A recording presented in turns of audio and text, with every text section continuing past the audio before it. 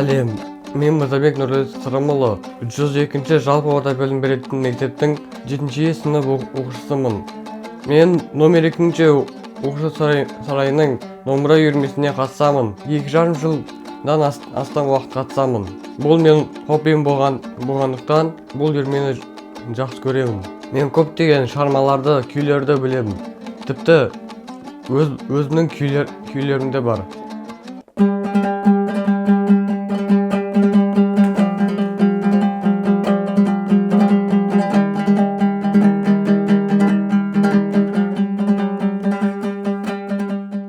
Домбыраны қәрде болса да бір отырыс нелерде домбыра тартса, ол да еңбек.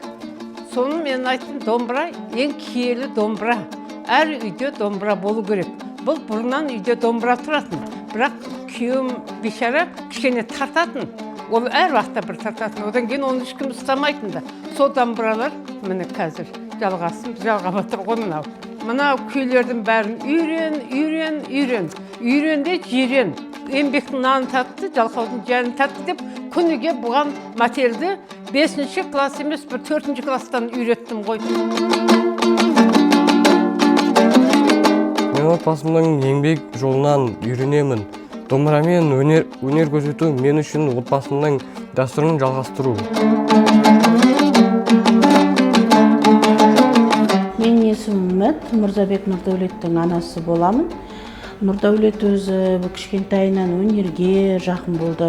Оқушылар сарайы ашылғалы бері сол домбыра үйірмесі бар екенін біліп, бірден домбыра үйірмесіне жазып, домбыра алып берді өзіне арнайлап. Мен сияқты Нұрдәулет те кішкентайдан өнерге жақын болды. Өзім оның жасында өлең жазуға құштар болдым. Мұқағали Мақатаев оқулары сынды Абай оқуларынан қалмай қатысатынмын. Нұрдәулет кішкентайынан әдебиетке, одан бөлек шығармашылыққа жақын болған соң, осы соңғы кездері күй шығара бастады, өзінше бір талпынысы бар.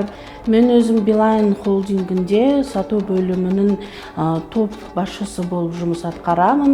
Әртүрлі адамдармен күнделікті күйбен тіршілікпен күніміз өтеді. Соған қарамастан отбасымызда ең жалғыз деген көптен күткен немересі болғаннан кейін ата-апасы тәрбиесімен айналысады.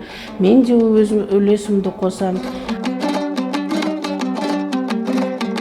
Мен үшін домбыра тек өнер емес, отбасы дәстүрін сақтау, еңбек пен мәдениетті үйрену. Болашақта осы өнерді дамытып, қазақтың күйін насихаттаймын.